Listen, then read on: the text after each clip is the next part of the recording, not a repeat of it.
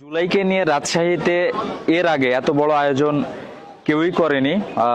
জুলাইকে নিয়ে ছাত্র শিবিরের এই আয়োজনে ছাত্র শিবিরকে অনেক অনেক ধন্যবাদ জানাই। জুলাইয়ের 1 বছর পূর্তিতে ছাত্র শিবির যে আয়োজনটি করেছে আমরা ঘুরে ঘুরে দেখেছি। ছাত্র শিবিরকে অসংখ্য ধন্যবাদ। সেই সাথে ছাত্র শিবিরের প্রতি আমাদের আহ্বান থাকবে, জুলাইয়ের যে চেতনা, আমাদের জুলাইয়ে সবাই জাতি বর্ণ ধর্ম নির্বিশেষে দলমত সবকিছুর ভেদাভেদ ভুলে সবাই যেমন একত্রিত হয়েছিল, ছাত্র শিবির এ সমাজে প্রত্যেকটি স্টেককে একত্রিত করতে সেই ভূমিকা পালন করবে এই আশা রাখছি। এবং জুলাইকে আমাদের মধ্যে জীবিত রাখতে এবং জুলাইকে বাঁচিয়ে রাখতে ছাত্র শিবির যে ভূমিকাগুলো রাখছে, যে উদ্যোগগুলো নিচ্ছে, এই উদ্যোগগুলোকে সাধুবাদ জানাচ্ছি। সামনে এ ধরনের উদ্যোগ ছাত্র শিবির নিবে বলে আশা রাখছি।